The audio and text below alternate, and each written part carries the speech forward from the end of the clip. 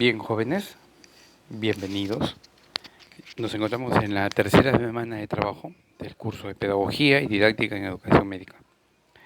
En esta oportunidad vamos a trabajar un poco acerca de las estrategias de enseñanza modernas en medicina, hablar un poco acerca de las estrategias de la enseñanza tradicional y la moderna y aclarar un poco los conceptos en base a las competencias. Bueno, primero hay que definir algunas cosas. ¿Qué cosa es el aprendizaje? El aprendizaje termina siendo un proceso psicológico, en donde una persona recibe contenidos, recibe elementos intelectuales que necesariamente van a generar en él cambios. Cambios porque va a recibir y va a contener en él mayor cantidad de elementos teóricos. Luego van a generar cambio en él a través del aprendizaje de comportamientos. Y finalmente, el aprendizaje también tiene que ver con las actitudes. De tal manera que cuando hablamos de aprendizaje, no solamente es hablar de transferencia de teorías, de conceptos, sino también el análisis y la reflexión que corresponde a este proceso mental. Así como hablamos de aprendizaje, también muy asociado a este concepto encontramos la enseñanza. La enseñanza, como lo define Persosa en el 2004, se refiere a un ejercicio en el cual se debe superar la transmisión y la recepción pasiva del conocimiento. Busca incitar a los estudiantes a pensar y reflexionar. Cuando hablamos de enseñar, no solamente hablamos de presentar contenidos, sino también hablamos de generar en el estudiante procesos que puedan ayudarle a cambiar, a reflexionar, a analizar y establecer en ellos algo que nosotros denominamos en el ámbito de la psicología educativa, que es el aprendizaje significativo, que no es otra cosa que el cambio de actitud, la interiorización de algo que fue enseñado. Es decir, el conocimiento divaga de persona en otra, va de persona en otra, pero cuando uno lo adquiere y este conocimiento es interiorizado, genera en una persona el aprendizaje significativo. Es decir, ya pertenece a nosotros, ya no es del espacio, ahora es nuestro y nosotros podemos hacer de este conocimiento muchas cosas. Aquí presentamos una triangulación entre los elementos importantes del proceso de enseñanza-aprendizaje, del proceso educativo: el docente, los alumnos y los contenidos. Pero si ustedes se dan cuenta, en la parte inferior habla de proceso psicológico. Claro, porque definitivamente para que yo pueda enseñar, necesito ser didáctico, necesito tener una estrategia de enseñanza. Ahora, ¿por qué es importante esto? Porque nuestros alumnos son muy particulares, tienen ciertas características para poder aprender y se diferencian uno del otro. Eso va a ser motivo de otra clase, ¿no? De otro aprendizaje.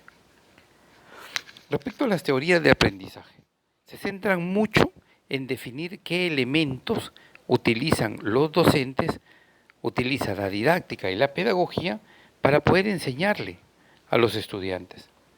Así que, a través de estas teorías, lo que se busca es describir el proceso que permite que una persona pueda aprender. Son diferentes teorías. Las más conocidas y las cuales vamos a hacer referencia es a la teoría conductista y más recientemente la teoría constructivista. Para mencionar, la universidad trabaja con el modelo socioconstructivista o sociocrítico. A través de eso nos permite generar elementos pedagógicos que puedan ayudar al aprendizaje de diferentes áreas del conocimiento. Bien, en estos dos modelos, lo cual vamos a mencionar rápidamente, está el tradicional inicialmente, en donde el alumno es puramente el receptor, y cómo se desarrolla este método, dirigido, escalonado, clásico, generalmente, no únicamente, con clases magistrales, en donde el profesor transmite el conocimiento, sea escrito, sea oral. No hay mucho análisis respecto al estudiante. En el método conductista, donde ya tenemos una serie de psicólogos que apoyan este proceso, hablamos del aprendizaje de conocimientos y de conductas. Yo te enseño, tú aprendes, tú me imitas. Yo presento un contenido, tú lo recibes, lo memorizas. Y aprendes además las conductas que yo estoy teniendo frente a estos contenidos. ¿En qué se centra? En el acúmulo de aprendizajes, en el acúmulo o la recepción de una cantidad grande de elementos teóricos. ¿De acuerdo? Y finalmente el método constructivista es ese proceso, ese método que utiliza al estudiante como centro del aprendizaje. Hablamos de que cuando un estudiante recibe el conocimiento, muchas veces el centro de todo esto termina siendo el docente. El docente se luce, el docente presenta un contenido muy bueno y el estudiante solamente tiene la oportunidad de recibir y de generar un poco de análisis para ver cómo esto lo puede recibir. Sin embargo, en el método constructivista habla de centrar toda la atención en el estudiante, a través de estrategias, a través de juegos, para que él pueda aprender mejor y pueda generar, como vemos en este cuadrito, cambio en él. El estudiante es el centro. El estudiante es el centro del pensamiento incluso. ¿Por qué? Porque todo lo que recibe tiene que ser analizado y tiene que ir construyendo su propio conocimiento. Para esto utiliza elementos como los profesores, que son los facilitadores de los contenidos, pero generan en él razonamiento para que pueda ir desarrollando habilidades, capacidades, actitudes, algo que nosotros denominamos competencias. Bien, ¿y qué es una competencia? Una competencia es eso, es un conjunto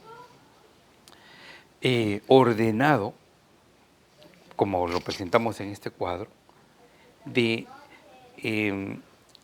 elementos que el docente va presentando a un estudiante y que él los va adquiriendo a través del tiempo. Para que yo pueda adquirir una competencia, requiero tiempo. No es presentar en una clase 2 o 3 conceptos y pensar que ya mi estudiante está capacitado.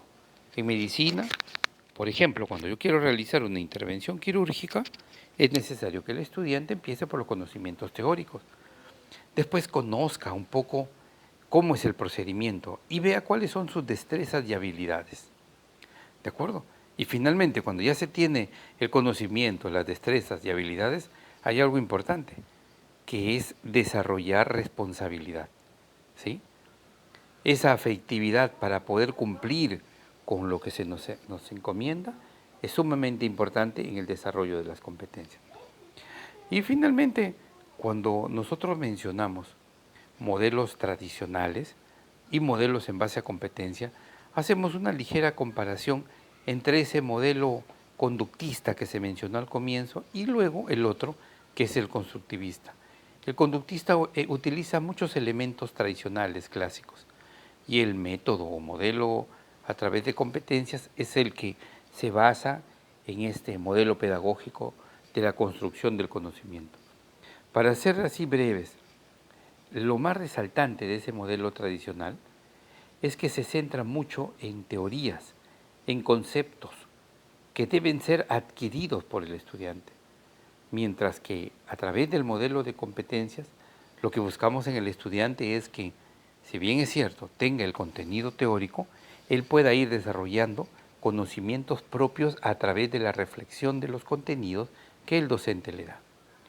Además de que cuando nosotros hablamos de modelo tradicional, la reflexión, el análisis de las definiciones queda en un segundo plano, porque eso lo realiza el docente.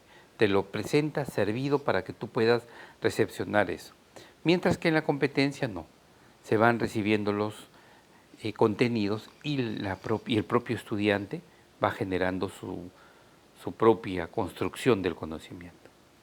Así que muchas gracias. Este es un adelanto para que podamos ir desarrollando análisis y criticidad para los contenidos de esta semana. Muchas gracias.